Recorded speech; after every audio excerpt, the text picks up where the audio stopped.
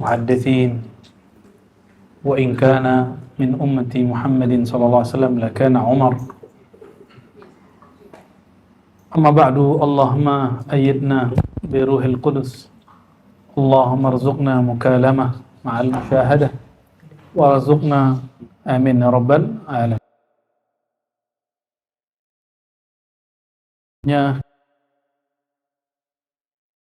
Muqaddimah awal bahwa beliau Al-Imam Abdul Karim Al-Jili,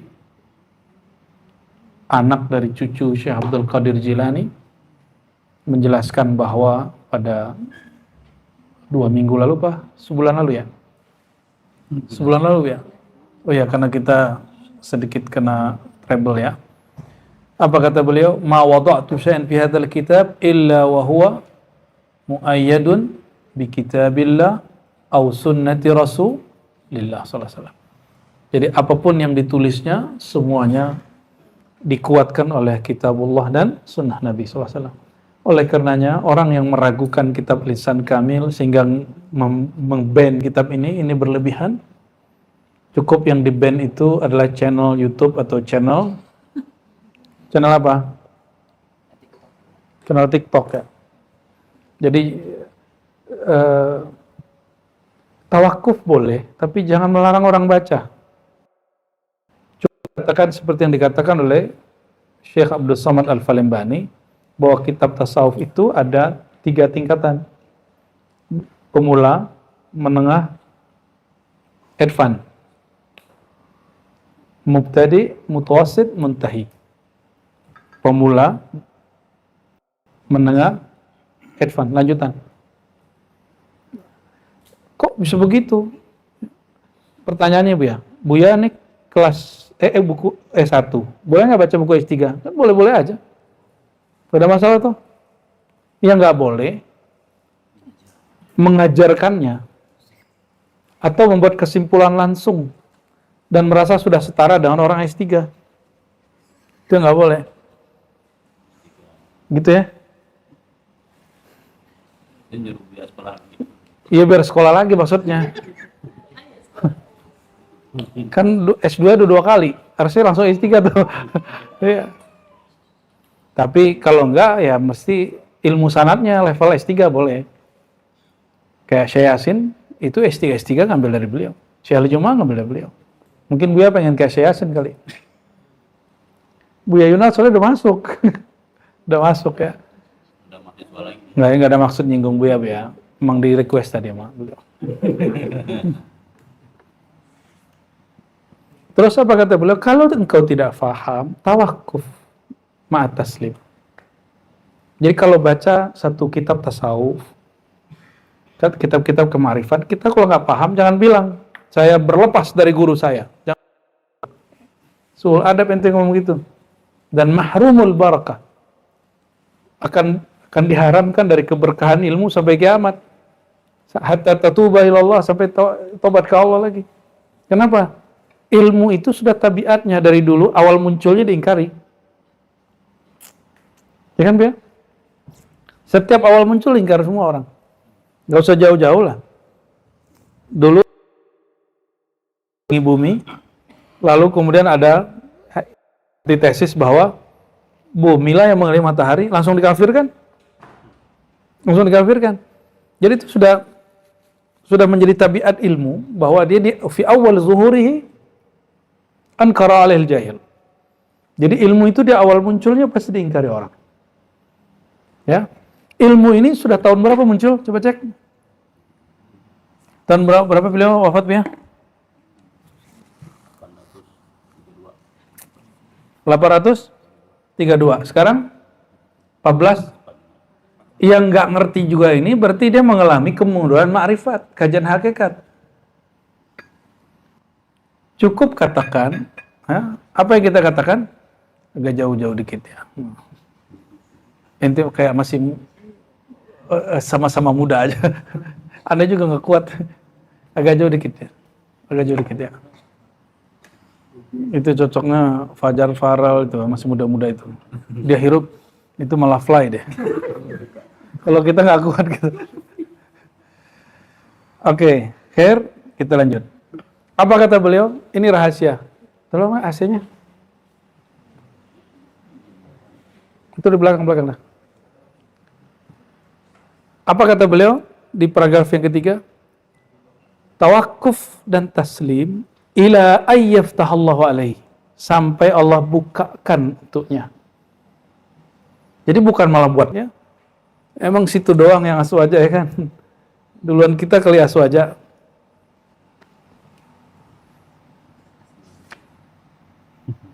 Apa faedah dari taslim? Ini kaedah dari beliau.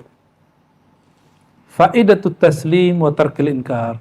Faedah dari taslim, menerima. Tawakuf, tapi menerima bahwa mungkin maksudnya ini tapi saya belum paham gitu. Ya. Dan tidak mengingkari. Apa faedahnya? Alla yuhramal wusul ila ma'rifati dzalik. Dia tidak akan terhalang untuk mencapai, mengenal hakikat dari barang yang dipahami orang itu. Ini contoh, orang mengharamkan membaca karya Ibn Arabi. Dia bakal bisa paham Ibn Arabi nggak? Suatu saat. Nggak bisa. Cukup dia katakan, saya belum paham Ibn Arabi. Tapi saya yakin Ibn Arabi nggak bermaksud salah. Ente baca, dengar Al-Hallaj ngomong, anallah. Nggak mungkin Hallaj itu Ahlus Sunnah. Guru dia Ahlus Sunnah, dia nggak pernah menjadi orang Syiah dan nggak pernah menjadi orang Mu'tazilah, dan nggak ada juga orang Mu'tazilah ngomong begitu sama Syiah. Ada nggak? Syiah Mu'tazilah mengatakan anallah, kan nggak ada juga. Kan dia dituduh Syi'i. Loh, teman kita ada Syiah, kita tanya, ada nggak di akidah kamu meyakini anallah itu boleh?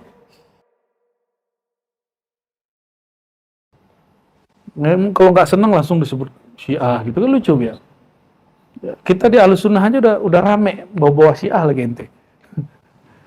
Oke, jadi apa faedah kita tidak mengingkari satu hal yang kita belum paham? Insya Allah fi yaumin ma sayaftah alaikallah. Di satu hari, dan itu yang saya alami. Saya mengingkari ilmu ini dulu. Baru dibuka baca kitab ini 2004, 2005 baru paham itu khatam yang kelima kali. Dan khatamnya di bus ya. Jadi itu terakhir saya Jakarta Padang naik bus 2005. Bukan belagu, tapi gak takut lagi nyoba karena waktu berangkat itu kan ada rasa takut mati. Jadi waktu berangkat ada rasa takut mati dan tiba-tiba kita nangis itu di bus. Tapi ternyata kalau orang takut mati dekat sama Allah ya. Akhirnya saya buka kitab itu kan. Kitabnya sampai sekarang kulitnya udah nggak ada. Nah ini udah yang baru kita beli nih. Yang saya inkari tahun 2000, kebuka tahun 2005. Berapa tahun? 2004 saya baca nggak paham. Tawakuf dulu, ulang lagi baca. Tahun pertama saya baca, saya cuma nerjemahin kata per kata, tapi nggak paham. Jadi katanya mengerti, tapi kalau digabung satu kalimat nggak ngerti. Gitu. Baca lagi kedua masih begitu. Baca lagi ketiga masih begitu. Yang keempat mulai akal, tapi filsafat yang main. Yang kelima baru karena rasa takut mati, jadi membacanya pakai zauk. Oh, inilah rahasia Rabitatul Kubur itu ya. Rabitah niat kematian itu mempercepat kemarifatan. Ya. Hah? Ajazana ma syekhna lakin nunkir alaih. Ya. Dulu guru kita udah ngajarin, talaki malah dulu. Guru kita kan pegangannya ini Bu ya. Guru saya pegangan dan dia ngajarin ini. Dan dia ikutin pola ini. Jadi setiap kali bab dimulai dengan syair, tapi bahasanya kalau di sini bahasa Arab, kalau kami pakai bahasa Minangkabau. Ya. Baramulo gitu. Sekarang kita masuk ke wa'alam. Nah, sekarang kita masuk ke bab epistemologi sufi. Apakah tasawuf itu ilmiah? Kan lagi rame nih ngomong ilmiah. Enggak ilmiah, ente enggak ilmiah. Dikira ilmiah itu cuma empirik, satu yang dipikirkan, satu yang dapat diverifikasi secara empirik. Enggak paham dia berarti. Mimpi itu bisa diilmiahkan dia. Itu udah masuk ke filsafat. Perasaan itu bisa diilmiahkan, udah ada mekanismenya, udah ada ilmunya. Sudah diambil sebagian oleh ilmu dalam psikologi. Contoh nih Buya nih, mimpi Rasul. Mimpi Rasul, ini mimpi Rasul, bisa dicek loh. Dan itu udah ada caranya ngecek bahwa mimpi ini bisa diilmiahkan atau tidak.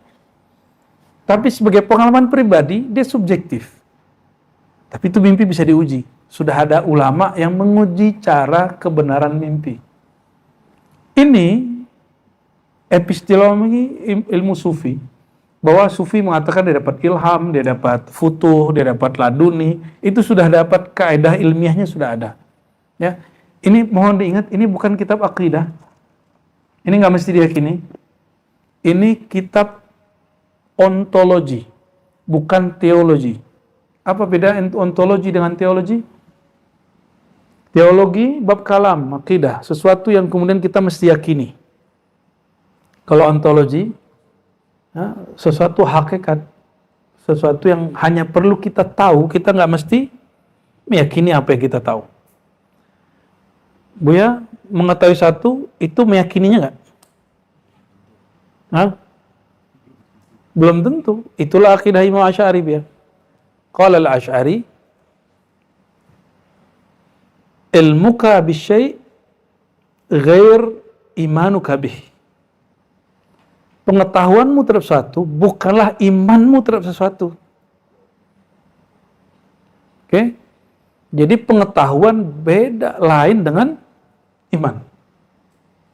Tetapi dia tidak usah kemudian kita dikotomi dalam pengertian sekuler. Ya.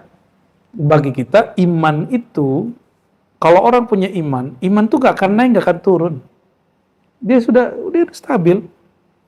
Namun untuk kedekatan hamba kepada Allah, dia perlu knowledge, dia perlu ma'rifat. Maka perlu dia kemudian memperbanyak kema'rifatannya. Ya.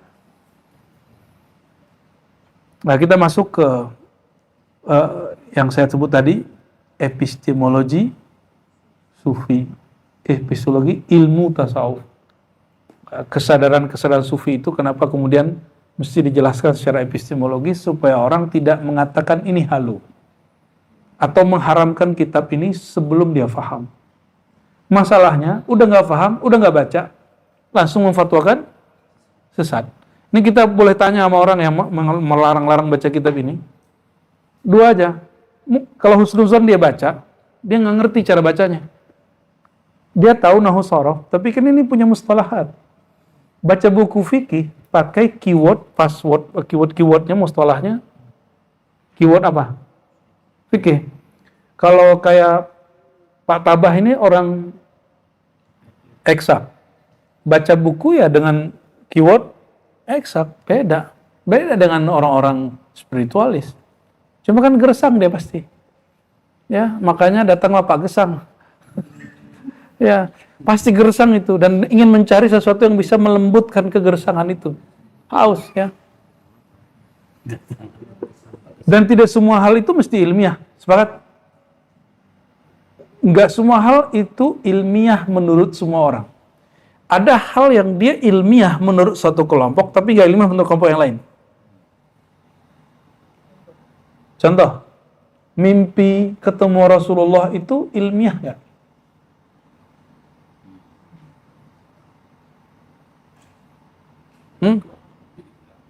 Bagi kelompok yang hanya membaca empirik, dia nggak paham.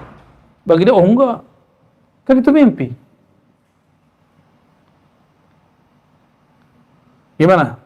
Penyakit itu atau obat itu gimana cara membuktikan dia sudah terverifikasi? Dia diujikan enggak? Diuji, terus orang yang diuji itu disebut apa? Sampel orang itu nanti ditanya kan, apa yang kamu rasakan, apa yang kamu alami. Mungkinkah orang itu bohong? Mungkin, sama. Kalau ada orang mimpi nih, wajah Nabi kan sudah ada di Syama'il Nabawiyah. Betul kan? Sifat Nabi sudah ada di Syama'il Nabawi. Tinggal cek, ente mimpinya apa? Kalau nggak ketemu di wajah, di sifat. Nanti dicek mimpinya apa? Nanti ketemu polanya. Itu mimpi surah Nabi. Kan ada la yatamassalu bi. Ya. Ada mimpi nur. Lebih tinggi lagi. Mimpi ketemu wajah itu standar. Ada mimpi misali namanya. Sosok semisal, tapi dia bukan. Dan semisal ini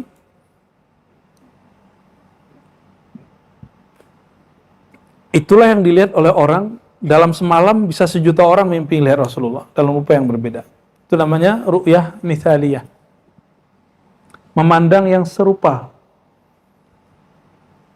Taunya gimana? Nih, jawabannya nanti di sini. Kalau mohon maaf, ahli hadis masih terjebak pada ciri-ciri fisik.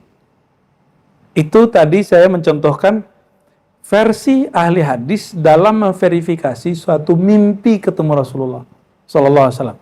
Sekarang dari ada 40 sampel, misalnya orang ketemu Nabi, mimpi ketemu Nabi, itu cara jawabnya nanti pakai ini ya. Ada minimal ada 2. Di sini ada minimal ada 2 atau 3 malah. Ya. Yang pertama itu sudah dalam sekali. Ya, lalu ada penjelas di bawahnya itu udah oke. Ini verifikasi versi sufi, bukan versi ahli hadis. Kalau versi hadis dicocokkan apa yang dilihat dengan apa yang di dalam kitab. Nah, itu yang dikatakan oleh Ibn Abbas. Kalau ada orang mimpi jumpa Nabi SAW, katakan sifli mara'aita. Ceritakan kepadaku sifat atau karakter yang kau lihat. Maka Ibn Abbas karena pernah lihat Nabi jawab, oh ya itu yang kamu lihat Nabi. Yang itu yang kamu lihat bukan Nabi. Ini masih versi muhaddisin, itu yang dipakai oleh ulama-ulama muhaddis sampai hari ini masih banyak menganut itu. Ini kitab sudah ada kemajuannya.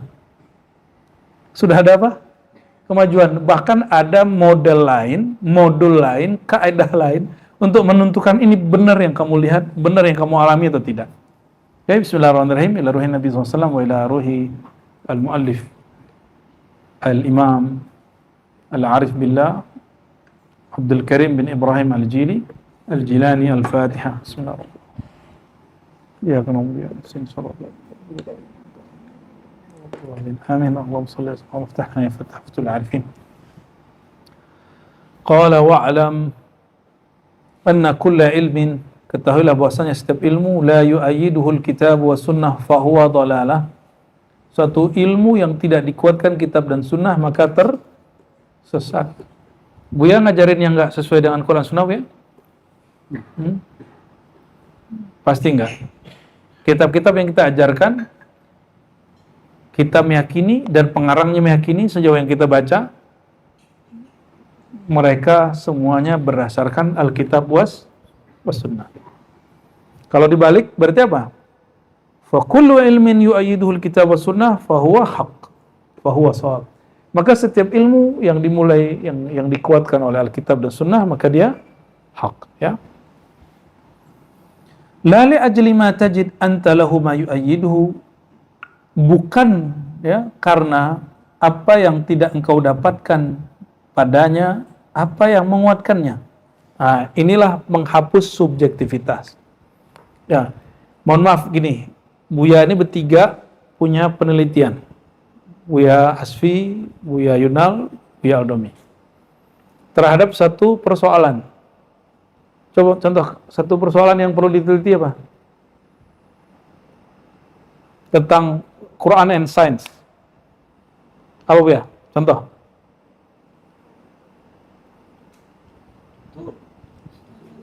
Iya, ini tafsir ayo. Dokter tafsir ayo. Apa satu tema aja? Al-Matar tentang apanya ya, Bu ya? Oke, penguapan. Oke. Scientific tafsir saintis Al-Quran dalam tema ya hujan apa uap? Beda loh ya, Al-Matar dengan Al-Qatar. Tuh orang ahli bahasa tuh. Oke, uap gitu ya. Oke. Versi Buya apa? Uap. Kalau kita lihat dari versinya sudah mengajar itu kan uapan dari air laut. Oke. Tuh kalau Yunal apa? Uap tuh dari laut kata Buya. Tawakuf, Bu ya. Apalah gitu, so bisa. Oh enggak begitu gitu ya. Bahwa hujan itu bukan dari uap, hujan itu dari langit gitu misalnya. Ada dua. Ya. Terus ada ayat surat An-Nur menyebutkan tentang uap. Saya mau tanya. Nanti akan ada orang buat konten di YouTube. Wow, luar biasa. Al-Quran sesuai dengan sains. Iya. Gitu ya? Senang nggak digituin? Kalau saya malu ada orang ngomong gitu. Berarti dia tidak paham. Kebenaran Quran itu tidaklah disebut benar karena penelitian sains. Kalau seandainya ada penelitian tidak membenarkan yang di Quran itu, Qurannya salah nggak? Maka kebenaran Al-Quran bukan kebenaran sains, itu lain. Sains itu ijtihadi. Jangan terlalu belagu aja tuh, ilmiah. Ilmiah itu tidak suci. Disebut barang itu ilmiah, dia barang yang bisa diperdebatkan.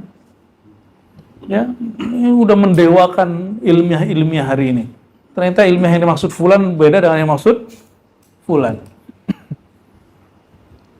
Ya, jadi Quran itu benar bukan karena penelitian kita. Tapi Quran itu benar karena dia Al-Quran kalamullah. Jadi seandainya penelitian kita nggak ada, kita nggak punya riset saintis tentang Quran. Quran masih benar nggak? Ya, kebenaran Quran bukan bergantung kebenaran orang yang memahaminya. Nah, itu yang disebut kebenaran absolut. Kalau bahasa Qurannya al-haq min rabbik, atau bahasa mantikinya al-haq al-mutlaq. Bahasa falsafahnya kebenaran mutlak. Faqad yakunu al-ilm fi nafsihi muayyadan bil kitab wa sunnah, lakin qillatu isti'dadika man'atka min fahmi. Ini kita baca sebelumnya ya. Ilmu itu sebenarnya dikuatkan Quran Sunnah, tapi ilmu tak sampai. Pengetahuanmu tidak sampai, akhirnya engkau menolaknya. Falan tastati an tatanawalahu bihimmatika min mahalli fatazun annahu ghairu muayyadin bil kitab was sunnah. Sehingga kamu mengira itu tidak ada dalam Quran dan Sunnah. Inilah yang terjadi antara Aswaja dan Wahabi. Kata Wahabi, Maulid itu bid'ah. Kata Subki, semua bid'ah hasanah itu sunnah. Tidak adalah bid'ah hasanah kecuali sebenarnya dia sunnah, tapi orang nggak tahu, maka disebutlah istilahnya bid'ah hasanah. Padahal dia bagian dari sunnah, bukan sunnah yang dikerjakan berpahala ditinggalkan apa-apa, bukan. Ini sunnah ajaran Nabi Muhammad Sallallahu Alaihi Wasallam. Kata Wahabi, tasawuf itu adalah ajaran Nasrani, ajaran Cina. Pakai tasbih itu mesti ente bayar hak cipta kepada orang Shaolin. Ya, ternyata dia nggak tahu bahwa pakai tasbih itu berasal dari ulama salafus saleh, bahkan sahabat Nabi yaitu Abu Hurairah. Dan sanad tasbih saya itu bersambung ke Guru Wildan kepada Abdul Hamid bin Amin Al-Banjari Al-Makki, beliau dari Muhammad Ahyad dari Mukhtar Atarid, terus Muhammad Amin yani Ridwan, terus sampai nanti kepada Sayyidina Al-Hasan Al-Basri. Sanadnya sampai ke Sayyid Ahmad Badawi, Ibnu Mashis, sampai terus. Terus sekaligus sanad sekian thariqah itu. Bersanad kita tasbih. Ya. Sampai kepada Imam Al-Hasan Al-Basri, orang paling zuhud di zamannya, bahkan disebut afdalut tabi'in fi Basrah. Di Basrah, tabi'in yang kelasnya itu mendekati sahabat itu Hasan Al-Basri. Sanad tasbih kita dari dia, bukan dari Shaolin, bro. Ente nanti bisa dilaporin balik itu, ya. Sembarangan ngomong ya. Amin. Karena dia tidak tahu, dia kira tidak ada. Padahal tidak semua yang dia tidak tahu itu tidak ada. Apa itu tuh? Masya Allah. Assalamualaikum. Barakallah, ente telat tapi bisa aja bikin aneh marah ya. Ya, fadal. Strategi. Bismillah. Udah gelas. Ini nggak zuhud ini Bu ya. Syukuran ya, barakallah. Aduh, mantap bener ini. Maaf deh ya. Yang susunya buat dia Yunani. Oke, sip. Ini gede sendiri ya. Ntar ada murid ngomong ini nih, Buya lagi dipuji nih katanya. Sekarang udah ngomong. Yang aus kita kok gelas dia yang 3 katanya. Fattariq fi hadha taslim wa amal bihi min ghairi inkar. Ila ayakhudha Allah biyadika ilaihi lianna kulla ilmin yaridu alaika la yakhlu min thalatha. Ya. Terus kalau kita nggak ngerti, nggak paham apa yang kita lakukan, tawakuf. Tawakuf itu artinya apa? Nggak komentar, nggak beramal. Tapi husnuzon. Husnuzon itu dalam bab ini taslim. Nggak mungkin dia sesat. Gitu bahasa kita gitu. Jangan kemudian ente perkarakan. Malah ngajak basul masail, tapi akhirnya dibuatnya kajian ilmiah. Iya, dan formatnya format pengadilan. Kita tantang balik, langsung ke orangnya nggak ada yang datang ya. Gue takut nggak lu tantang balik? Nggak takut. Urat takut gue udah hilang soalnya. Ya. Bawa orang lagi kan, diimpor dari mana gitu. Astagfirullahaladzim. Kalau dia nggak paham, ngapain dia ngajak orang bertengkar gitu? Ya, al-muslimu man salimal muslimuna min lisanihi wa yadihi. Kan hadis yang tadi. Muslim yang ideal itu yang orang lain tidak tersinggung, tidak gaduh karena sikap dan lisan dia. Dan malah bikin gaduh. Kita gaduhin lagi dia. Apa kata beliau? Li anna kulla ilmin yarid alaika. Setiap ilmu yang datang kepadamu. Nih, antum dapat ilmu, malam ini lagi dapat ilmu. Kita cek nih metode yang mana nih. Cara mendapatkan ilmu itu dalam ilmu falsafah ilmu itu satu mata kuliah yang sampai hari ini saya mengajarkannya di kampus untuk S3. Ada satu materi yang disebut epistemologi. Kita sudah sering sebut ya. Dan itu kemahiran ini sudah pernah dibuka oleh Imam Ghazali dalam kitab Al-Munqiz min ad-Dhalal. Dan kita sudah daurahkan itu di Ramadan tahun lalu. Ya, bukan tahun lalu ya? Iya, tahun lalu di Hijriah tahun lalu. Tahun lalu dan lalunya. Dan sudah berlalu. Faiz berpikir. Tadinya dia nggak paham, setelah dia berpikir dia paham. Itu bagian dari cara dapat ilmu? Ya. Faiz tadinya nggak bisa bahasa Arab, terus dia masuk pesantren, keluar dari pesantren, dia bisa bahasa Arab, padahal dia suka tidur. Dan dia jago banget bahasa Arabnya.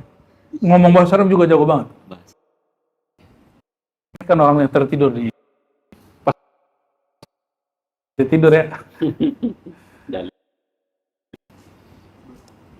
Itu apakah dia dapat pas tidur atau pas lagi sadar? Tanya sama dia, ente dapatnya lagi sadar kan? Tidur gue. Hah? Dalam trans. Ngeri kali ya. Orang lagi serius dia canda. Gak bisa bedain waktu ini cuma. Mancung. Mancung sama dia nih, 11-12.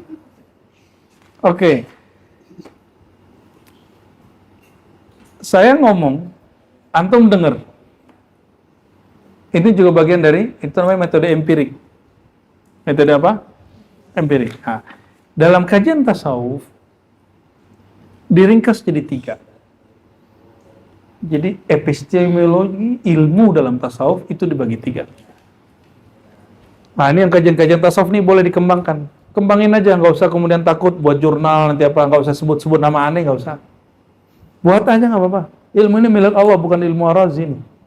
Ya, kalau asbab saya, antum bisa bikin jurnal, bisa jadi doktor, profesor. Alhamdulillah, kita dapat poin di sisi Allah walaupun nggak disebut di sisi makhluk. Ya. Kita ihtimam kita kepada Allah, bukan ke makhluk. Ilmu yang datang kepadamu tidaklah luput dari 3 bentuk. Al-wajhul awal, bentuk pertama, wajah pertama, al-mukalamah. Tolong Buya Yunal, al-mukalamah, baca. Itu dibaca aja. Baca terjem. Bukan canda, dia lagi trans deh.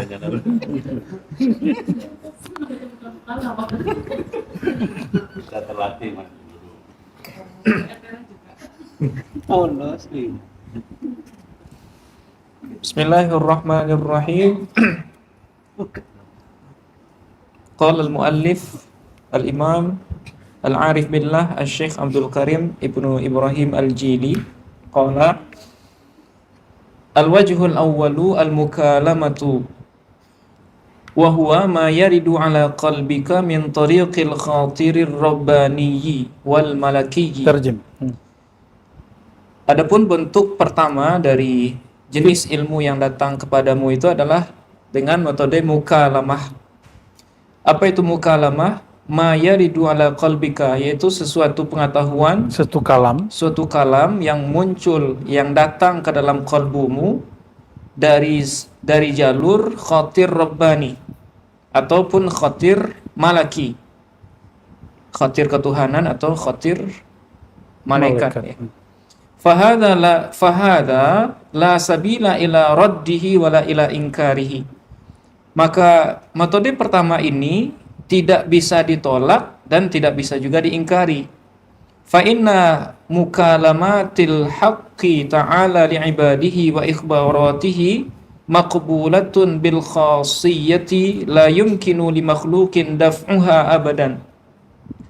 Maka oleh sebab itu mukalamah Allah Subhanahu wa taala terhadap hambanya, begitu juga dengan ikhbaratihi, ikhbar atau pemberitahuan tentang sesuatu hal, itu pasti atau selalu diterima secara khusus yang tidak mungkin bagi makhluk atau bagi siapapun untuk menolaknya selama-lamanya. Oke, nah ini penting. Jadi ilmu sampai kepada kita melalui metode apa?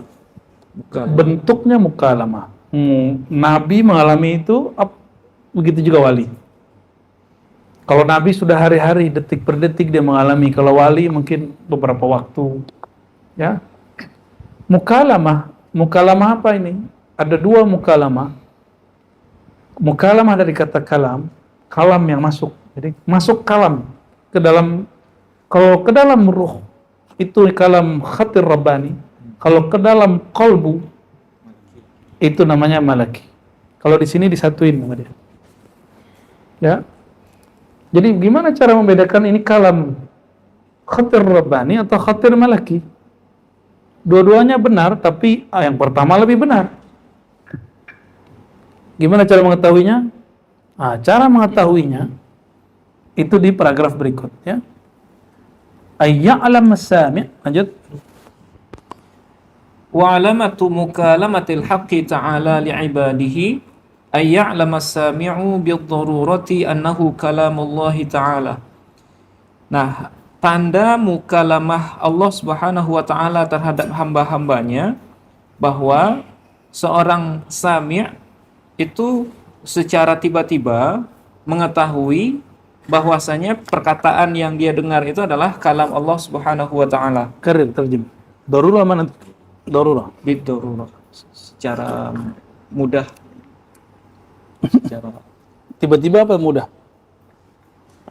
bidarurah. Ya. Oke. Ini dalam ilmu mantik ya, dan usul fikih. Ini perlu karena istilah darurah dalam fikih, dalam bahasa beda dengan darurah dalam istilah mantiki. Nah, beliau membahas ini ada mantiki falsafinya. Ayya'lam as-sami' bid-darurah, yang mendengar kalam yang masuk itu dia mendengarnya bid-darurah, spontan. Dokter emang. Bukan tiba-tiba. Kalau tiba-tiba bahasa Arabnya fuj'ah. Bid-darurah itu apalagi maknanya? Tanpa proses berpikir. Jadi kalam itu masuk, detik itu juga dirinya mengetahui sumbernya langsung dari mana. Gitu. Makanya Sayyidina Muhammad SAW ketika dapat wahyu itu gak perlu pembenaran dari Waraqah. Seperti riwayat yang kita baca kan banyak orang salah paham. Nabi gak perlu pembenaran Waraqah. Nabi hanya dapat kabar dari Waraqah Setiap kali orang mendapatkan ini, pasti diusir. Ya. Kalau versi Waraqah kan ini namus. Nabi udah tahu itu bukan hanya namus, bukan hanya Jibril, tapi itu Allah Subhanahu wa Ta'ala. Masa lebih tahu Waraqah dari Nabi, kan lucu. Nggak mungkin lah. Jadi riwayat yang ada di Bukhari itu baru satu versi riwayat. Kita nggak memakai itu semua. Oke. Jadi darurah apa? Darurah secara spontan, tanpa berpikir, tanpa perlu. Jadi kalau antum nih, mohon maaf, ini banyak selama suluk. Kita kemudian minta dia ngelapor. Lapor apa yang dialami. Ketika dia bercerita, itu yang main adalah angan-angannya. Nah, nanti kita lihat nih yang main mana angan-angannya itu apa. Mending dia nggak usah cerita kalau begitu. Tapi itu jadi pengalaman juga untuk Buya kan. Kan banyak yang laporan zikir tuh, zikir pengalaman batin. Biar tahu nih pola-polanya. Yang dari Allah yang disebut khatir Rabbani. Khatir artinya sesuatu yang melintas. Rabbani dia menjadi sifat daripada Rabbi. Ya, khatir yang bersumber dari Rabb, dari Allah. Kok nggak disebut khatir ilahi? Lain khatir Rabbani dan khatir ilahi. Ntar lagi kita bahas. Ya. Nah, khatir Rabbani itu pasti si hamba yang mendapatkannya tahu itu langsung kalam Allah. Gimana taunya? Ya'lam bid-darurah. Langsung ruhnya tahu yang ngomong itu sumber dari semua yang menghembuskan ruh. Dia langsung tahu. Ya. Wa annahu kalamullah ta'ala wa an yakuna sama'uhu lahu bikulliyatihi. Ya, lanjut. Wa ayyakuna sama'uhu lahu bikulliyatihi, dan pendengaran seseorang itu terhadap kalam itu Kalam secara terhadap kalam Allah itu secara kulliyah, dengan Semua. dengan keutuhannya. Wa alla yuqayyada bi jihatin duna ghairiha, dan juga kalam itu tidak dikait dengan satu arah, tidak kepada arah yang lain. Walau sami'ahu min jihatin fa innahu la yumkinuhu ay yakhussahu bi jihatin duna ukhra. Nah, seandainya seseorang itu mendengar kalam itu dari satu sisi saja, satu arah saja, maka sesungguhnya tidak memungkinkan bagi orang tersebut untuk mengkhususkan kalam itu dengan satu arah, tidak dari arah yang lain. Ala tara ila Musa alaihi salamu sami'a al-khitaba minasyajarati wa lam yuqayyad bi jihatin wasyajaratu jihatun. Nah, bukankah engkau melihat kepada Nabi Musa alaihi salam ketika beliau mendengar sebuah khitab, sebuah pembicaraan dari pohon, Titah. sebuah titah dari pohon, dan titah itu tidak dikait dengan satu arah. Dia Musa lam yuqayyid. Walam yuqayyid bi jihatin. Nah, Nabi Musa ketika itu tidak mengkaitnya dengan satu arah. Wasyajaratu jihatun, sementara pohon itu berada di satu arah. Ya. Wa yaqrubul khatirul malakiyyu minal khatirir rabbaniyyi fil qabuli. Dan khatir atau lintasan malaki itu atau khatir malaki itu dekat jaraknya dari khatir rabbani fil qabul, dalam hal penerimaan. Walakin laisat lahu tilkal quwwatu, namun kekuatannya berbeda. Illa annahu idza tubira qablu bid-darurati, melainkan bahwasanya khatir malaki itu idza tubira iz wala iza ما في كيف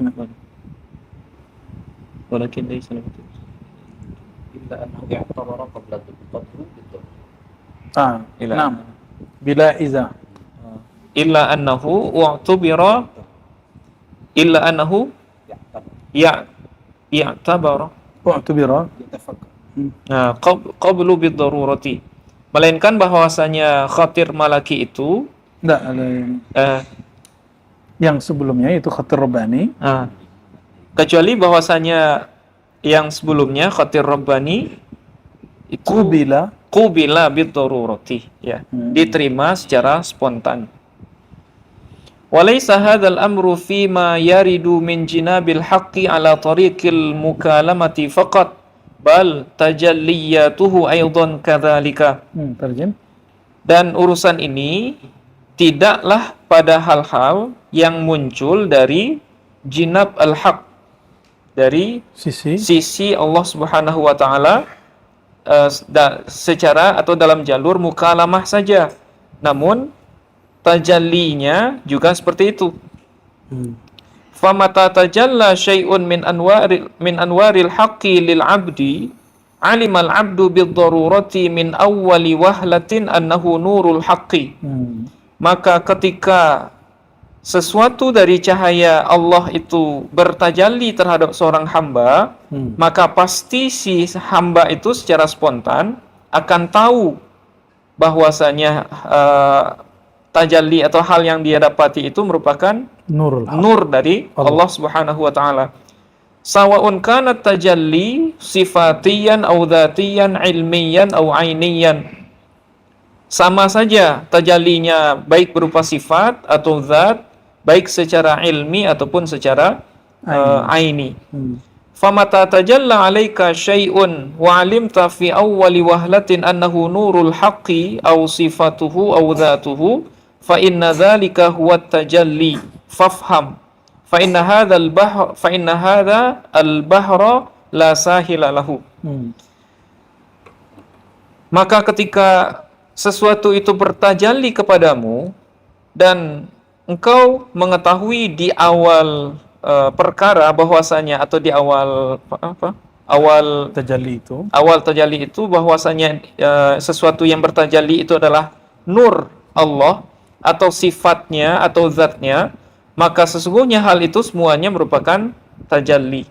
Maka pahamilah, karena sesungguhnya hal ini merupakan lautan yang tidak bertepi.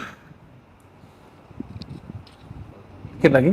Wa ammal ilhamul ilahi fa inna tariqal mubtadi fil amali bihi ayyu'aridahu 'alal kitabi was sunnati. Nah, adapun cara ilham ilahi, cara yang kedua, belum ya. Adapun ilham ilahi, maka sesungguhnya cara pemula dalam beramal dengannya yaitu ayyu'aridahu atau ayya'aridahu, bahwa membandingkan dia atau bahwa dia timbang ilham itu dengan kitab ataupun sunnah. Nah, verifikasi ya. Fa in wajada syawahidahu minhuma fahuwa ilhamun ilahiyun. Maka jika dia menemukan syawahidnya, pembuktian ilham itu dari keduanya, maka itu merupakan ilham ilahi. Mana dalilnya gitu. Wa illam yajid lahu syahidan falyatawaqqaf 'anil 'amali bihi ma'a adamil inkari lima sabaqa. Namun jika dia tidak menemukan syahid atau bukti terhadap ilham itu dari Al-Qur'an ataupun sunnah, falyatawaqqaf, maka hendaklah dia bertawakuf untuk tidak mengamalkan itu, namun juga tidak boleh mengingkarinya. Lima sabaqa, karena hal-hal yang sudah kita jelaskan atau apa-apa yang sudah berlalu. Wa faidatu tawaqqufi anna syaitana qad yulqi fi qalbil mubtadi syai'an yafhamuhu annahu ilhamun ilahiyyun fayukhsha dzalika ay yakuna min hadzal qabil. Nah, apa faedah tawakuf? Faedahnya adalah bahwasanya setan kadang dia melemparkan atau meletakkan, menyisipkan di dalam kalbu seorang mubtadi berupa sesuatu yang dia pahami bahwasanya hal itu merupakan ilham ilahi. Fayukhsha dzalika, maka dikhawatirkan hal itu adalah ilham dari jenis ini. Wal yalzam sihhatat tawajjuhi ila Allah Ta'ala wa ta'alluqi bihi ma'at tamassuki bil usuli ila ayyaf tahallahu alaihi bima'rifati dzalikal khatiri. Nah, oleh sebab itu maka lazimkanlah sahnya tawajuh kepada Allah dan berta'alluq dengan Allah, kemudian tamasuk, berpegang teguh dengan standar atau dengan kaedah-kaedah dasar, sampai Allah Subhanahu wa taala membukakannya dengan mengenal khatir tersebut. Ya, ya, ini penting sekali. Ini yang paling penting itu kalimat tawakuf tadi. Ya, ketika ada ilham, terus ketika kita memverifikasi dengan Quran dan Sunnah, kok ada kejanggalan. Kita nggak boleh langsung tolak, juga nggak boleh langsung terima. Walaupun ada perasaan nih kayaknya ilham dari Allah. Kenapa? Kadang-kadang syaitan masih punya kesempatan untuk melempar was-was baru. Dan yang mengatakan, ini ilham loh, padahal bukan ilham. Nah, ini yang banyak terjadi pada para pesuluk. Ya, hati-hati yang pergi suluk. Nah, udah suluknya masih begitu, gimana nggak suluk? Ya, udah talqin, udah punya guru, mursyid, masih begitu, apalagi tidak. Ya, jangan kebalik nanti redaksinya Bu ya. Tuh, makanya jangan suluk, nanti gitu pahamnya. Itu salah paham namanya itu. Bukan begitu cara memahaminya, ya. Ntar gila nanti kalau suluk ketorek-ketorek, nggak begitu. Justru orang yang sudah menempuh dengan cara yang tepat pun kadang dia mesti hati-hati. Apalagi yang tidak gitu. Kalau yang tidak, dia akan bilang itu, nah itulah kejadian sih yang baru datang dari Pakistan itu. Udah mulai paham apa yang dialami? Belum tentu itu dari Allah. Belum tentu juga dari Rasulullah. Belum tentu juga dari malaikat. Nah, tapi kita nggak boleh ingkar juga. Itu juga yang saya kemudian terapkan ketika menanggapi Mama Gufron. Yang mengatakan saya mengarang buku 500 gitu ya. Kita nggak perlu menghujat dia. Nggak perlu juga menerima langsung, tapi juga nggak usah perlu mengingkari. Siapa tahu nanti kita ketemu orang yang emang bisa begitu, tapi itu bukan dia gitu. Siapa tahu? Kita kan nggak tahu ini rahasia Allah itu. Siapa sangka selevel Nabi yang nggak pernah sekolah tiba-tiba bisa bicara ayat. Maka Abu Jahal Abu Lahab tolak. Allah kalau mau kan tinggal dibenerin aja semalam jadi kan. Gua Hira jadi Rasulullah SAW. Begitu juga nanti Al-Imam Al-Mahdi yuslihullah filayya, Allah islah semalam. Ini paling berat. Allah islah dia semalam, maka orang nanti mikir, masa sih? Gitu. Pasti begitu. Ya, semoga jika itu terjadi di masa kita masih hidup, Allah bimbing rohani kalbu kita untuk mengenalnya dengan baik. Amin ya rabbal alamin ya. Jangan kemudian antum bertanya ke YouTube. Masa kalau ngundang Buya Asfi itu yang dicari kesesatan Buya Asfi? Dia belum kenal, yang dicari kesesatan dulu. Kalau sesat perlu diundang. Enggak. Tapi itu mah pengalaman saya Bu ya.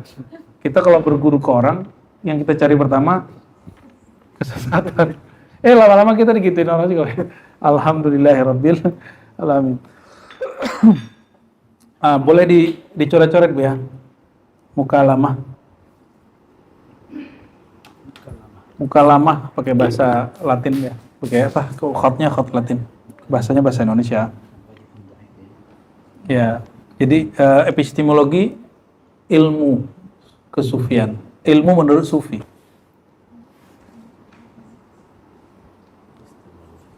Maaf ya, epistemologi gitu. Epistemologi sufi. Ya salam. Kayaknya ada di situ satu.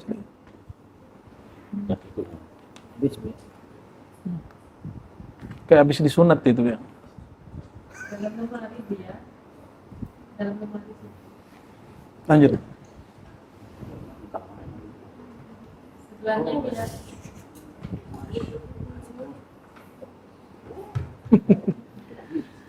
Waduh. Jadi rame deh.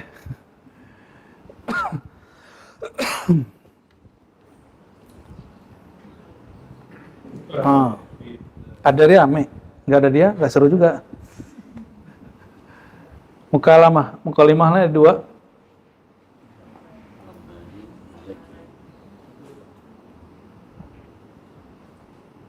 Harus ada khotirnya, ya.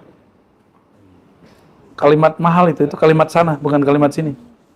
Istilah dari sana itu. Khatir Rabbani. Kalau Buya ini suka buat pointer ya. Kalau saya kan suka panah-panahan. Beda cara memahami sesuatu. Makanya cocok lah Buya ngurusin santri-santri yang perempuan, emang cocok. Jadi rapi gitu. Maksudnya kalau saya ngurusin kalian tuh nggak cocok. Tambah berantakan. Rapi gitu, mulai 1, 2, 3. Insyaallah, barakallahu fiik. Nah ini bukan Robbani merek baju ya. Mukalamah. Apa arti mukalamah? Epistemologi, cara mendapatkan suatu pengetahuan. Disebut istilahnya epistemologi. Menurut ulama sufi, yang ahlu sunnah tentunya, ya, karena sufi itu ya ahlu sunnah. Cara pertama itu masuk, ada kalam, ada makna, ada lafaz masuk ke dalam. Oke, masuk ke dalam. Di kitab disebut coba kolbu, tapi kita bagi. Rabbani masuk kepada ruh, Malaki masuk kepada kolbu. Oke? Ruh itu hanya menatap kepada zat Allah, sifat Allah. Oleh karenanya, ruh ini langsung tahu jika ada yang berkalam kepadanya pasti dari Allah. Kalau kolbu, enggak. Dalam hadis ada dua. Ada dua lammah masuk ke dalam kolbu. Satu lammah malaki, ada lammah syaitani. Lammah itu belalai, jadi mirip seperti suntik. Dia bisa menembus. Masuk ke dalam kolbu, jika dari malaikat, maka dia benar, jika dari... Nah, indikatornya apa? Jika orang itu zikir, kolbunya bukan mengingat angka, maka yang masuk adalah malaikat. Jika yang masuk, dia dalam keadaan tidak zikir, berarti itu dari syaitan. Walau kana fis shalah, walaupun dia lagi sholat. Kalau dibalik, walaupun lagi buang air kecil, buang air besar, tapi lagi zikir, dapat kalam. Itu kalam khatir malaki. Oke? Pernahkah Buya? Ini Buya kan pengalaman buat tesis nih, disertasi. Dapat ide pas mandi, benar nggak? Pernah layang. Pas lagi buang air? Sering pasti. Karena orang buang air itu butuh konsentrasi. Kalau nggak bisa keluar dia. Ya, mengeluarkan barang yang di dalam kan dia belum najis, pas keluar dia najis. Itu mesti ada konsentrasi yang tinggi. Jika bersamaan, antum bisa itu cara untuk menghasilkan, mengeluarkan satu ilmu. Jadi fokus begitu, jika diterapkan, masa epistemologi buang air kecil yang dipakai, tapi epistemologi ilmu nggak dipakai. Jadi apapun caranya, mesti konsentrasi, sejenak saja. Connect dia langsung keluar. Zikir juga begitu, sholat juga begitu, baca kitab apapun juga sama. Nah ini yang saya latih-latihkan dari kecil. Dari umur 13 selesai suluk itu, nggak ada cara, kalau baca ilmu itu apa aja, baca Fatihah dulu. Fatihah itu bagian dari cara ngajak orang mengkondisikan dirinya, supaya dia nggak sibuk sama yang lain. Kan kata Imam Ghazali, kalau ingin ngaji, belajar, syaratnya qat'ul alaik. Kamu harus putus semua hubungan kamu dengan selain ilmu itu. Karena kita tidak dapat memutus secara mutlak. Ya, dajjal kan nggak mungkin nyantri lagi. Karena udah punya istri, nggak mungkin mau memutus istrinya, talak 3 gitu. Kan nggak mungkin. Terus gimana? Minimal 1 jam, 2 jam, 3 jam, 4 jam belajar dengan guru, itu nggak ada yang mengganggu. Itu gimana caranya? Isihatut tawajjuh wa ta'alluq itu dengan Fatihah. Karena Fatihah itu sudah hadiah tertinggi dari Allah Subhanahu wa taala.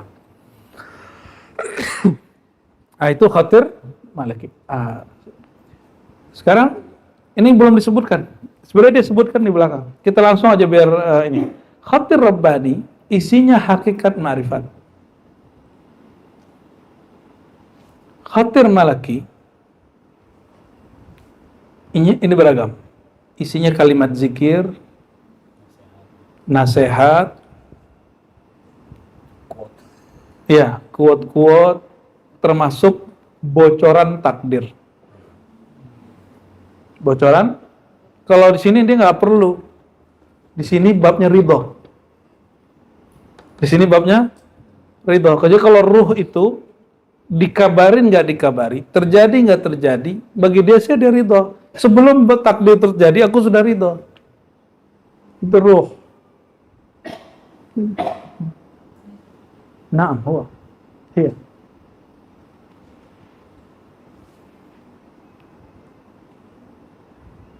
Oh, di kamar.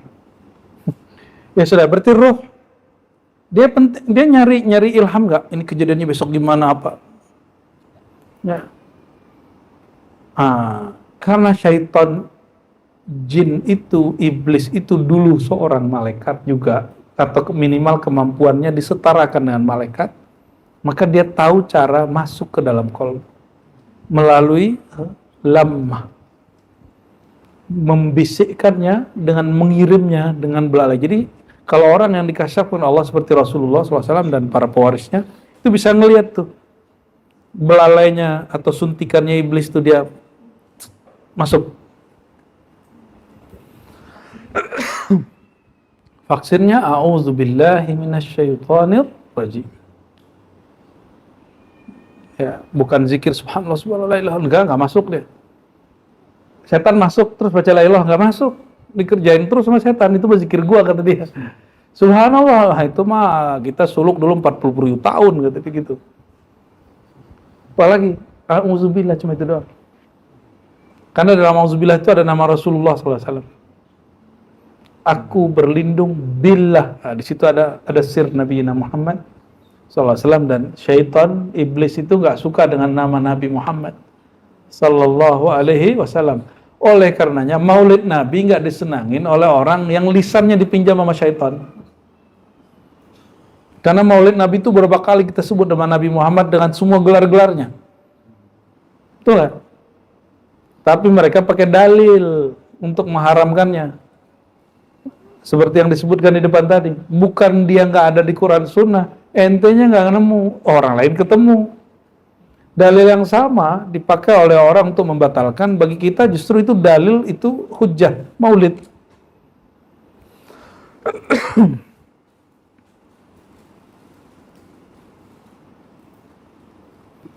Bocoran takdir apa takbir ya? Takdir ya? Oke. Ya, nasihat-nasihat gitu ya, nasihat zikir-zikir. Atau kita sebut firasat. Ya, di sini firasat. Boleh. Di firasat itu dengan nurullah. Nurullah itu adanya pada zikir, itu yang berkahnya malaikat. Nurullah itu ada 3. Nur mutlak Allah, Qadim, azali. Ada nur yang muhaddas, tapi nur pertama itu nur Nabi SAW. Ya, ada nur di bawahnya itu nur malaki, dan semuanya disebut nurullah. Nah, firasat itu masuknya ke nur malaikat, bukan nur Muhammad SAW, bukan nurul ala nur, bukan nur mutlak. Itu firasat.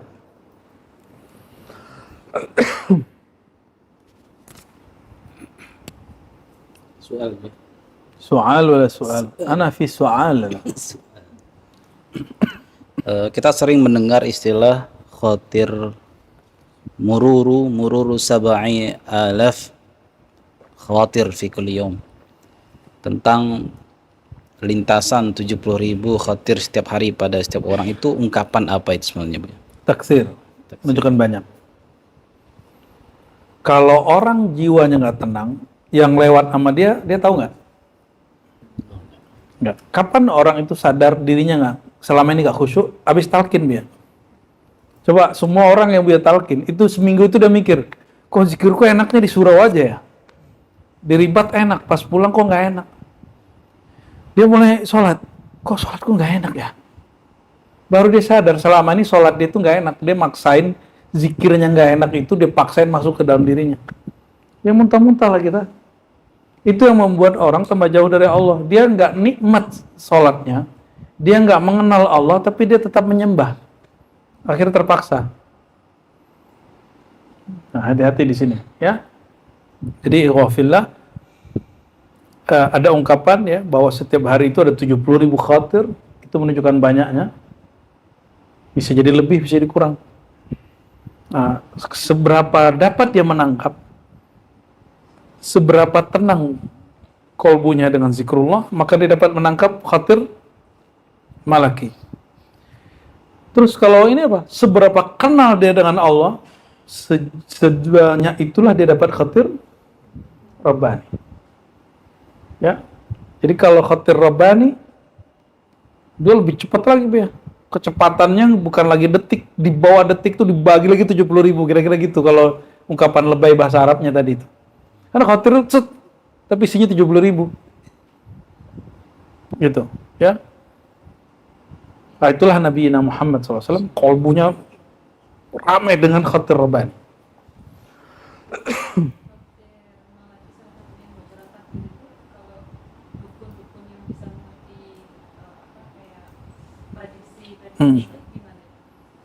Itu dapatnya cuma satu.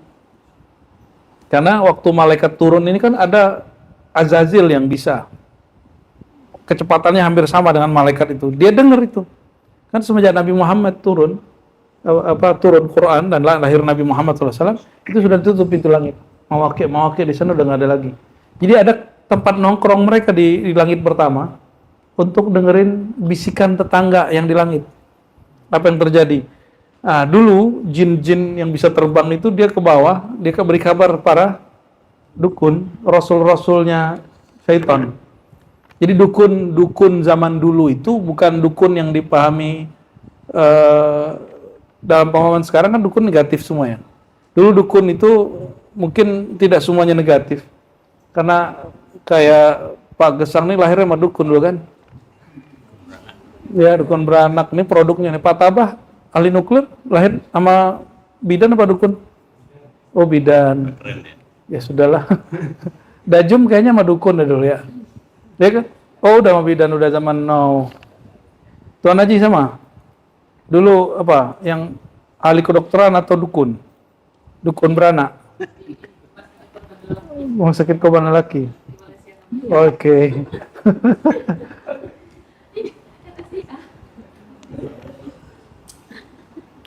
Itu juga disebut dukun toh.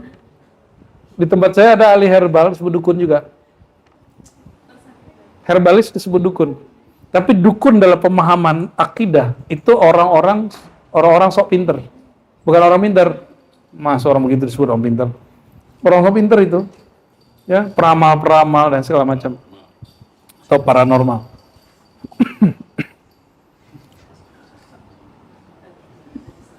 Jadi mereka cuma dapat satu itu yang akan diturunkan oleh malaikat kepada wali-wali Allah atau Nabiullah. Oke. Nah, khatir rabbani ini turun pada wali-wali, abdal, kutub, ghaus. Ini mereka punyanya. Sesekali turun pada salik. Sesekali turun pada orang beriman. Sesekali saja. Sesekali turun kepada mursyid-mursyid, ya, sesekali turun kepada orang-orang yang berzikir. Tapi kalau al-aqtab, jadi ayyamu wa layalu, hakadha. Itu yang disebut. Jadi kalau para aulia Allah yang para aqtab itu setiap hari, detik per detik itu dia mendapatkan kalam-kalam. Apalagi para ghaus biar, itu lebih dahsyat lagi. Lebih dahsyat lagi. Ya. Kalau kita bukan bagian mereka, berdoalah membersamai mereka. Amin ya rabbal alamin ya. Dan kalau nggak ngerti, nggak usah ingkar dulu. Inilah metodologi ilmu kewalian. Wali pewaris siapa? Inilah jeroan ilmu Nabi.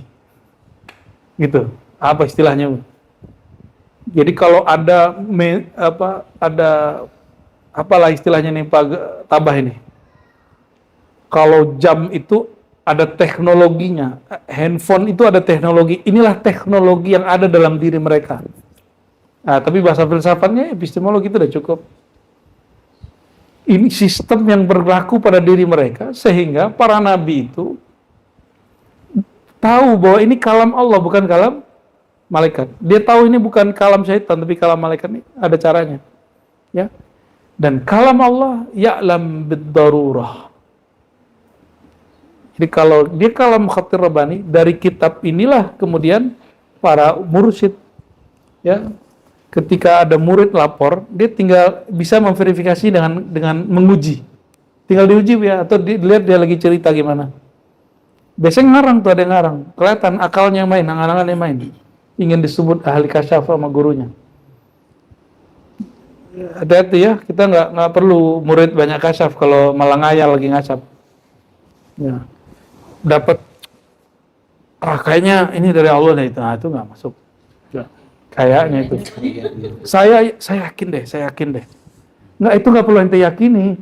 Ini bukan bab yakin. Dia sudah ya'lam bidarurah.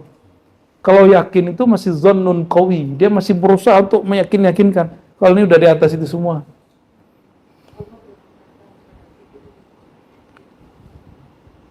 Maka Syekh Abdul Qadir Jilani, kalam-kalam kudsiyah yang dia terima, kita tahu benar itu. Ya. Bahwa yang diterima beliau itu benar kalam Allah. Diprotes sama kawan. Loh, wahyu Allah kan sudah selesai dengan Nabi Muhammad. Enggak. Yang selesai itu kalam tasyri'i. Kalau kalam ta'rifi masih muncul. Kalam syariat al-yawma akmaltu lakum. Syariat sudah selesai. Tapi kalau kalam ma'rifat itu berkembang terus. Dalilnya nanti antum lihat Abu Bakar, Umar, Utsman, Ali, Ibnu Abbas, sampai kemudian para ulama tabi'in. Semuanya mendatangkan hal-hal yang baru yang nggak pernah disebut oleh Nabi di zamannya. Ya, Ibnu Abbas itu paling banyak menyebutkan kalam-kalam ta'rif, kalam-kalam ma'rifat. Bukan kalam tasyri'. Tasyri' sudah selesai. Walaupun nih, Buya Yunal dapat ilham nih, subuh nanti. Itu subuh nggak boleh ganti jadi 3 rakaat. Tetap sholatnya 2 rakaat. Walaupun lagi dapat ilham nangis-nangis gitu. Ya, Ir ya? Mana Ir?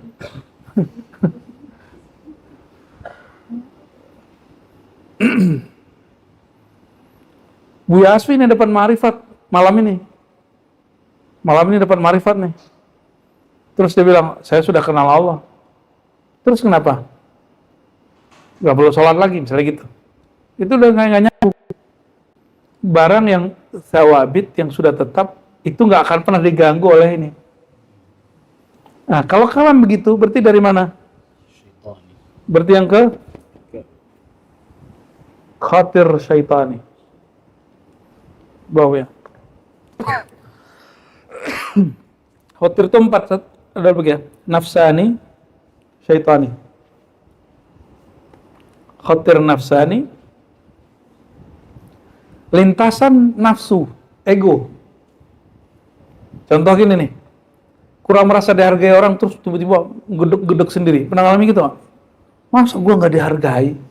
Ngomong begitu tuh. Itu khatir nafsani namanya. Nah, khatir apa namanya? Nafsani. Orang tersinggungan itu nafsani tuh. Apa yang membuat dia? Karakter ego. Ego apa? Ego kebinatangan. Biasanya binatang buas. Tersinggungan emosi. Ini di sini dia. Kalau orang yang binatang ternak, dia makan, minum, seks, makan, minum, itu yang dipikirin. Ya.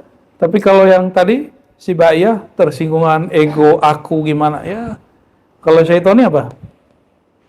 Khatir syaitani, kullu ma yukhalif al-kitab wa sunnah. Semua yang menyalahi, bertentangan dengan ajaran Allah dalam Al-Quran dan Sunnah, maka disebut khatir syaitani. Ini yang lain disebut halu. Dua inilah nafsani sama syaitani biasanya.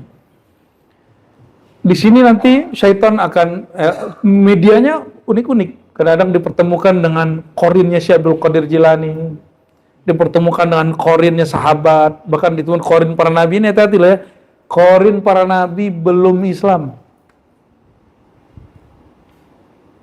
Maka mereka pasti turun lagi rohaninya, ingin mewarisi para wali dengan dengan nurnya supaya nanti korin mereka ikut Islam. Gitu. Ya. Jadi kalau ketemu selain Nabi Muhammad SAW, belum tentu itu mereka para nabi. Ketemu Nabi Isa belum tentu nabi.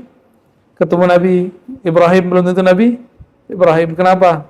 Bisa belajar tahu itu adalah qarinnya. Fair?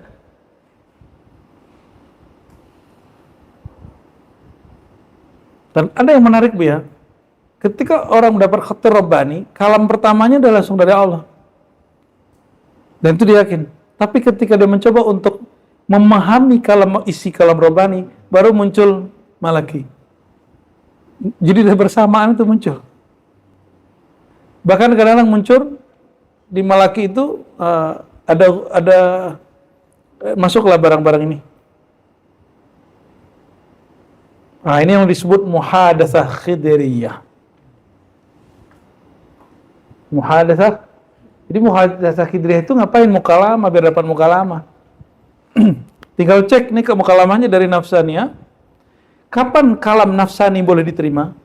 Kalau nafsnya sudah mutmainnah. Kalau sudah ini dibagi tujuh nafs. Dia sudah level nafsnya level 4, dia boleh terima kalam dari egonya. Karena egonya bukan ego kebinatangan lagi, bukan ego syaitan lagi. Egonya sudah ego al-Muhammadi sallallahu alaihi wasallam. Ego yang tunduk kepada syariat Nabi Muhammad sallallahu alaihi wasallam. Ya. Itu yang beliau katakan ya, la yu'minu ahadukum hatta yakunu hawa taba'an lima ji'tu bi. Ya. Kamu nggak disebut imanmu benar sampai hawamu, egomu, kemauanmu, keinginanmu, syahwatmu tunduk kepada aku, ikut kepada yang aku bawa. Nah itu berarti kalau sudah begitu nafsaniyahnya oke. Nabi itu nafsaniyahnya apa? Di atasnya mutmainnah, di atas radiyah mardiyah. Maka beliau melakukan yang sama dengan orang biasa, tapi efeknya sudah beda. Efeknya sudah syariat. Itu yang wa ma yantiqu anil hawa. Ini bisa menjelaskan filosofis secara usul fikih. Kenapa Nabi itu nggak pernah berdosa? Dalam akidah kenapa nggak berdosa? Nggak bisa dijelaskan dengan yang lain. Ilmu tasawuf yang bisa menjelaskannya. Ya, karena nafsaniyahnya bukan lagi nafsaniyah amarah bisu, bukan lagi mulhamah, atau yang kedua tuh lawamah mulhamah, enggak, dia sudah naik.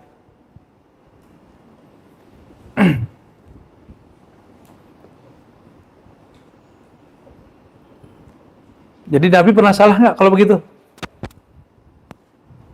Nabi dibuat salah supaya umatnya tahu yang benar, itu bisa. Itu bagian dari skenario Allah. Tapi Nabi nggak pernah berdosa. Nabi tidak pernah berdosa. Nabi mengatakan kepada para petani cara melakukan penyemaian. Ya. Gagal panen nggak mereka? Supaya mereka mampu membaca Nabi itu tidak hanya unsur yang atas ini, tapi juga ada unsur ya nafsaniyahnya. Tapi nafsaniyah Nabi, nafsaniyahnya sudah level yang tinggi. Kelirunya untuk orang tahu bahwa itu enggak, kamu harus bisa bedain loh. Apa kata beliau? Kamu lebih tahu urusan duniamu. Maksudnya, dulu titik bekam cuma 9 Bu ya. Sekarang seluruh tubuh itu kecuali wilayah-wilayah tertentu yang berbahaya, kayak wilayah sendi segala macam, itu oleh ahli-ahli bekam boleh dibekam sama mereka. Apakah itu melanggar sunnah? Kan enggak juga. Dulu bekam pakai apa? Tulang. Disodet. Set gitu. Sekarang pakai apa? Dikop. Apakah itu bid'ah? Tidak. Antum a'lamu bi umuri dunyakum. Ya. Urusan Nabi dengan istrinya, sikap Nabi dengan para sahabatnya, dulu Nabi mengatakan memuji orang main kuda, main panahan. Sekarang kalau perang, ini sebelum masa Al-Mahdi datang nih, Dajjal ya. Kalau ada orang pakai pistol sama orang pakai panahan, duluan mana yang nembak? Oh, Avenger. Itu khayalan mereka aja tuh ya.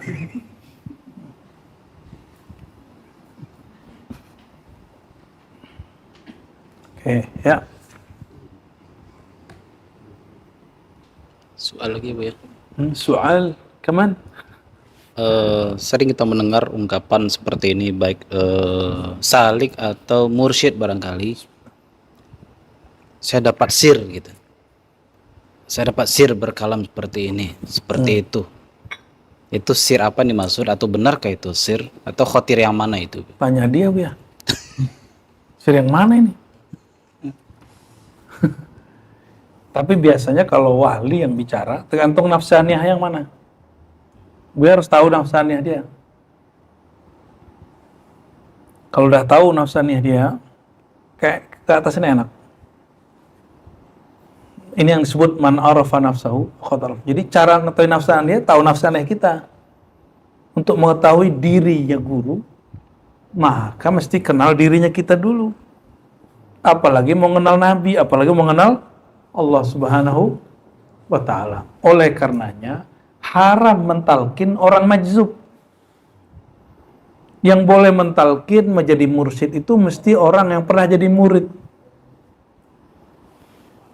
Kenapa? Karena dia belum tahu rasanya jadi murid. Terus gimana dia mau jadi mursyid? Orang nggak pernah jadi murid. Itulah rahasia kenapa Nabi Muhammad SAW dibuat skenarionya jadi murid Jibril. Bukan berarti Nabi itu kemudian mesti jadi murid Jibril, enggak. Kan lebih tinggi makom Nabi Muhammad daripada Jibril. Dan itu juga dalil bahwa berguru itu nggak mesti kepada orang yang lebih tinggi dari kita. Boleh kok berguru ke orang yang lebih rendah dari kita secara ilmu. Tapi antum merasa lebih tinggi itu loh bahaya. Emang gitu ya? Ya kita nih, aneh mah lebih banyak ilmu dari dia gitu. Tapi aneh masih ngaji sama dia. Itu udah sombong itu dah. Ya, gitu aja udah sombong itu. Ya, merasa diri kita lebih dari orangnya udah sombong, ya. Nauzubillah summa nauzubillah, ya. Bab tajalli juga sama bab ini. Jadi tajalli itu nanti ditahu ini tajalli zat. Itu hanya untuk para ghaus ya. Dan kutub yang kemudian dilempar oleh ghaus. Dilempar ke sana, bukan dilempar ke bawah. Ya. Ini tajalli sifat, ini tajalli af'al, ini tajalli asma. Itu langsung dia tahu darurah. Tapi lebih cepat mana darurahnya? Darurah zat. Darurah sifat, baru darurah asma, baru darurah af'al. Darurah af'al ini dibagi 3 lagi. Af'al ini kan takdir. Ngerti sebelum terjadi, ngerti saat terjadi, mengerti setelah terjadi. Nah, ridhonya seseorang levelnya 3. Orang yang mengerti sebelum terjadi itu yang disebut mardiyah. Orang yang ridho saat terjadi itulah radiyah. Orang yang mengerti setelah terjadi mutmainnah. Gitu diurutnya dari belakang. Ya. Ya, semoga Allah sampaikan kita ke makomat yang disebutkan di Quran itu ya, yang kita pantas insya Allah mendapatkannya karena mengikuti Nabi Muhammad SAW. Dan beliau mengatakan, hadzal bahar la sahilalah. Ini sahal bahar, lautan yang tiada bertepi. Gimana? Masih kuat? Nomor 2, nomor 3 nggak usah dibaca, saya baca aja. Ilmu itu tadi mukalamah. Sekarang ilmu itu datang, kalamnya bukan ke dalam kolbu lagi, bukan ke dalam ruh. Dia datangnya kemana? Dari lisan yang zahir, terdengar oleh telinga yang zahir.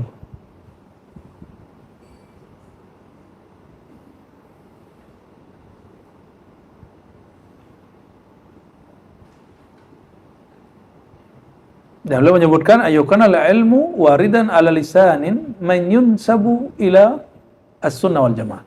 Ilmu itu datang dari orang yang menisbatkan, yang terhubung dirinya kepada ahlus sunnah wal jamaah.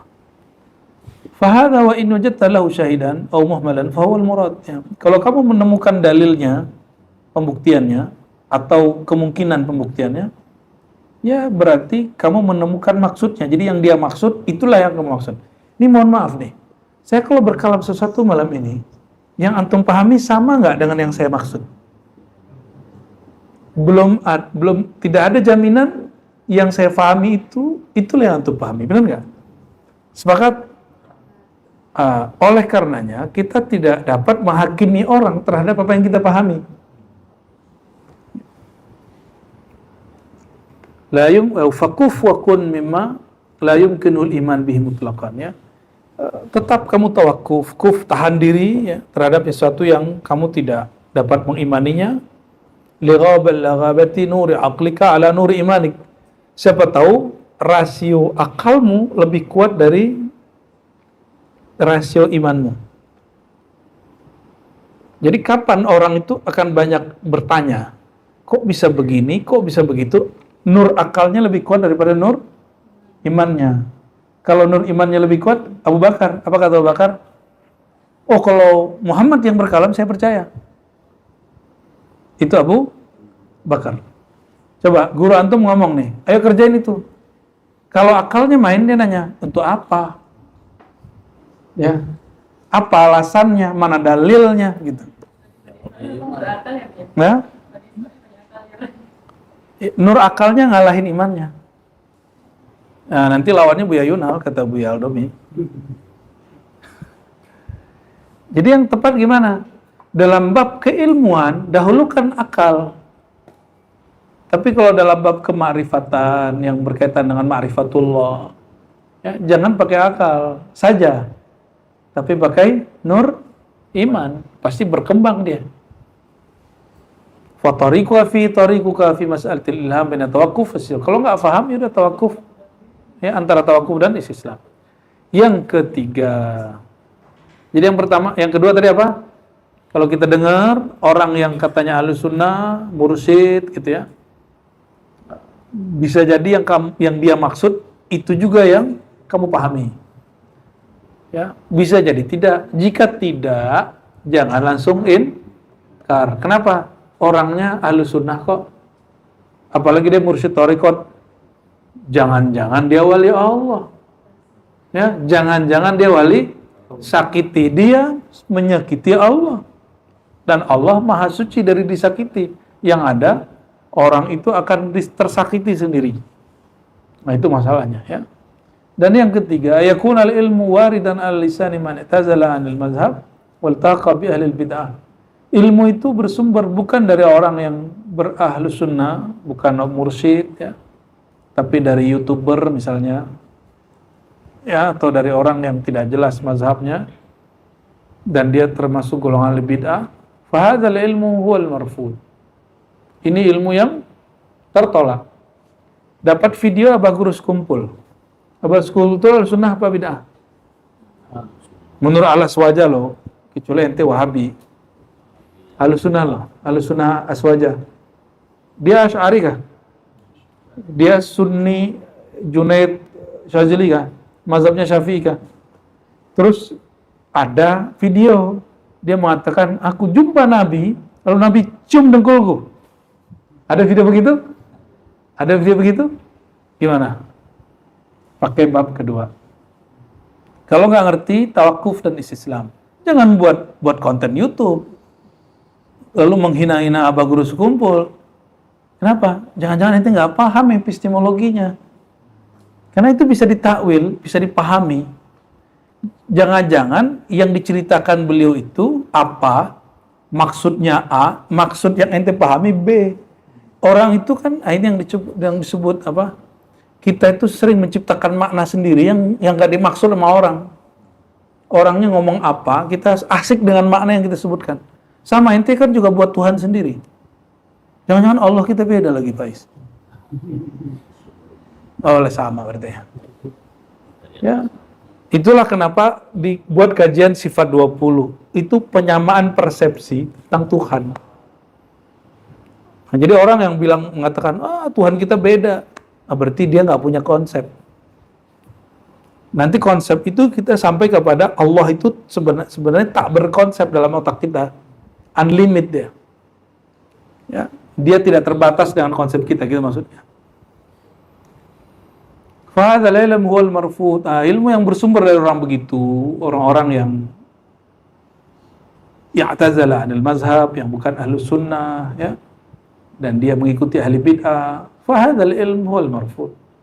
Ini ilmu yang tertolak. Walakinnal kaisa la yunkiruhu mutlaqan. Tapi orang pintar enggak juga langsung mengingkari. Bal yaqbal minhu ma yaqbalul kitab was sunnah min kulli wajhin.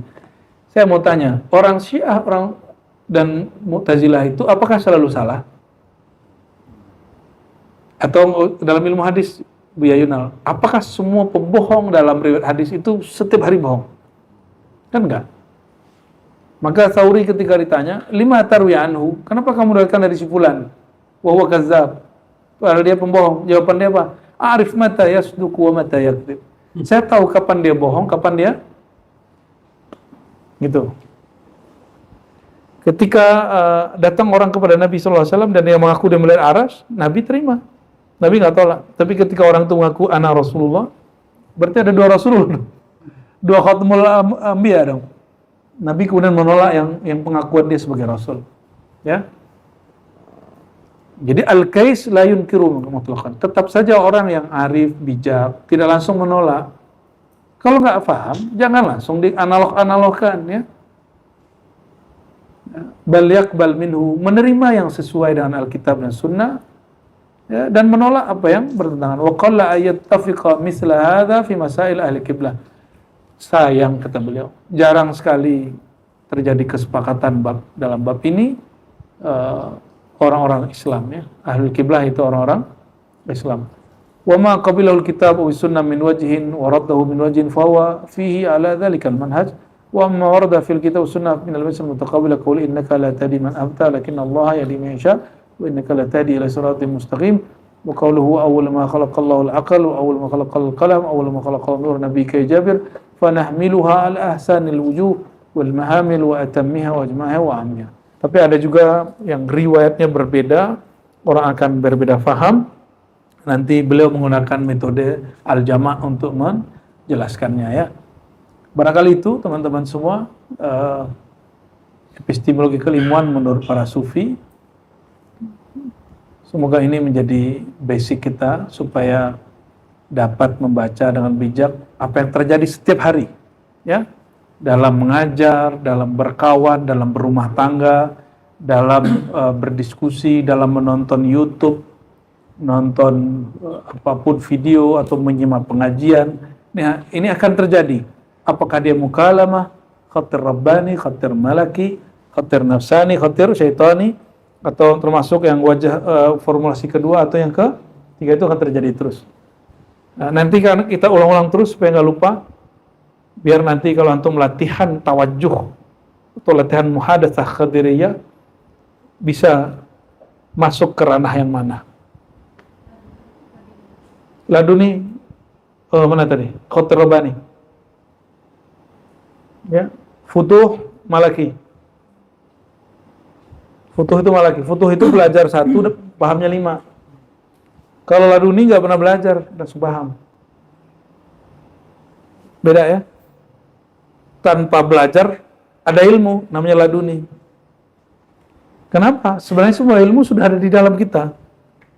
Allah cuma dibuka sama Allah, oleh Allah Ta'ala, maka dia menjadi paham. Itu laduni. Di-download. Coba handphone antum ketika mau download, apakah handphonenya harus dibawa-bawa dulu kemana-mana? Enggak, kan di situ aja. Dia download di situ, dia buka di situ.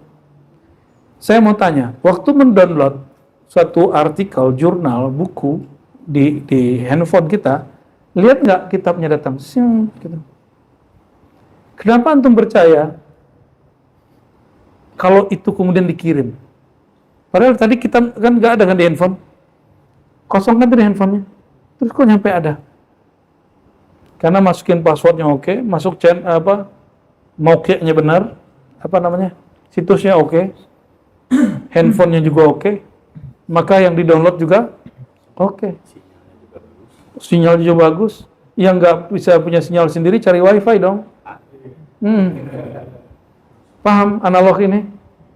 Ya, tapi kalau sudah punya sinyal sendiri, itulah zikir yang diajarkan guru. Zikir itu guru lagi ngasih.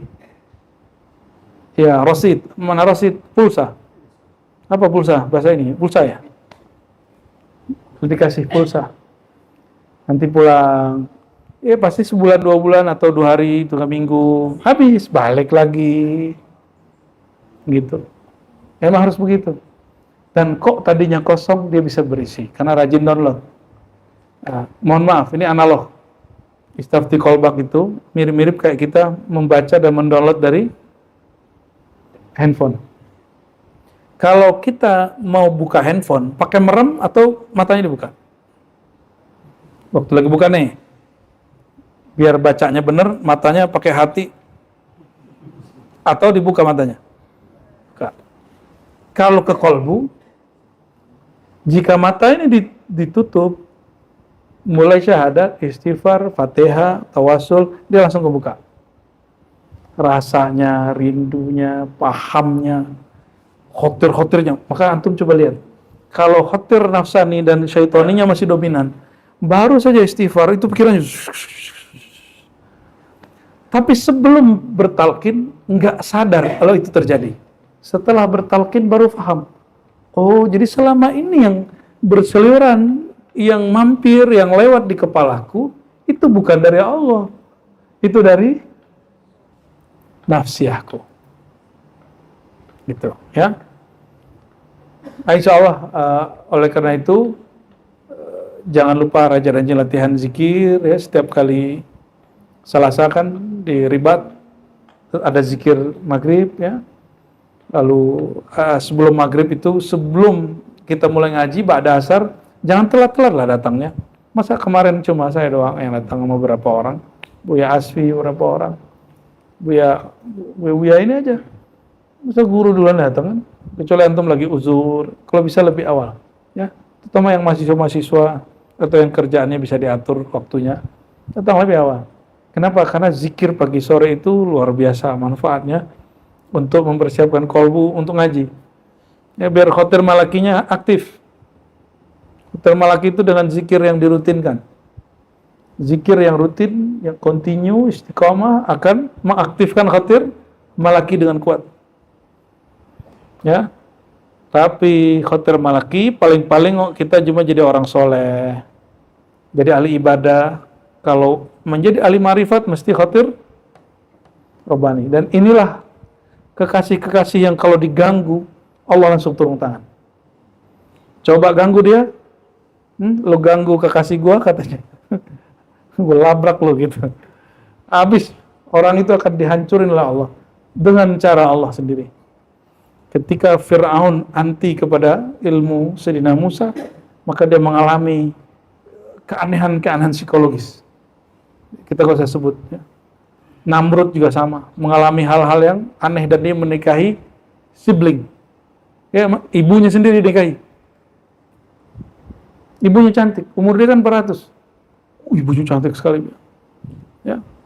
Dia nafsu sama ibunya karena dia mengingkari Nabi. Ya. Antum hati-hati. Jadi ingkar kepada kemarifatan, efeknya nanti tentara Allah itu kan salah satu tentara Allah itu syahwat. Hati-hati dengan syahwat. Ya. Maka kalau ada bab-bab begini muncul, nggak ngerti, tawakuf. Kenapa? Kalau nggak sanggup kita menahan emosi untuk hal ini, kita nggak akan sanggup menahan emosi dan syahwat kita sendiri nanti. Jadi latih nih, latih ya. Nggak paham, tahan diri. Ini bagian daripada sabar. Innallaha ma'as sabar. Supaya Allah tetap sama kita. Udah nggak paham, nggak ngerti, adu domba orang. Nanti ketika ada gejolak seksual itu muncul, atau gejolak emosi muncul, gejolak keingin tahuan muncul, sama nih semua. Nanti dia akan di luar batas yang terjadi. Baik dalam bab seksual tadi, atau emosi yang berlebihan, atau keingintahuan yang kemudian ujungnya ngadu domba orang, itu hati-hati. Itu akibat ingkar ke bab-bab ini. Ya, kalau nggak sabar untuk hal yang kecil, bagaimana kalau nanti halnya besar? Maka mulai malam ini, tolong jangan suka menyebar aib kawan sendiri. Ya, kalau kita dengar aib teman, kita katakan, nggak begitu. Dan nggak usah suka mencari-cari, mengungkit kesalahan orang, kecuali penyidik. Kita kalau tahu aib orang, kita akan terganggu loh. Tiap ketemu dia, gitu. Yang kita bayangkan aibnya, sisi baiknya kita lupakan. Mau begitu terus, capek loh ya. Maka sifat kalau mau dapat khotir malaki, Jangan pernah sibuk sama aib orang. Ya, itu aja coba amalin sekarang. 40 hari aja deh. Jangan mau ngomongin aib orang 40 hari, cobain. Siap? Nyobain? Insya Allah. Allahumma inna ala dzikrika wa syukrika wa husni ibadatik. Allahumma inna ala an la naltafita illa ilaik. Allahumma ya Allah, bantulah kami dengan keberkahan Nabi Muhammad SAW dan dengan ilmu-Mu ya Allah, agar hati kami, ruh kami tidak berpaling daripada menatap Engkau ya Allah. Allahumma ya Allah, jika kami berpaling daripada Engkau ya Allah, maka tariklah kami, ambillah kami dengan kelembutan-Mu ya Allah. Kembalikan kami dengan rahman rahim-Mu ya Allah. Jangan Engkau mengembalikan kami dengan cara yang keras ya Allah, dengan kasar ya Allah, dengan azab-Mu ya Allah. Allahumma ya Allah, ij'al sayyi'atina sayyi'at man ahbabta wa la taj'al ta'atna ta'at man abghadta. Allahumma innaka anta afuwun karim fa'fu anna wa akrimna bihubbika wa bihubbi sayyidina Muhammad sallallahu alaihi wasallam. Allahumma salli ala sayyidina Muhammad wa ala sayyidina Muhammad walhamdulillah rabbil alamin. Al-Fatihah.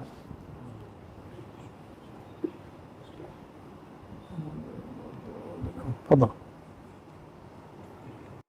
Bangun istanamu di surga bersama program Wakaf Surau Ribat Buaran. Ribat Nuraniyah Hasyimiyah merupakan pusat kajian ilmu keislaman khususnya dalam bidang akidah, fikih, dan tasawuf yang juga menjadi tempat halaqah zikir.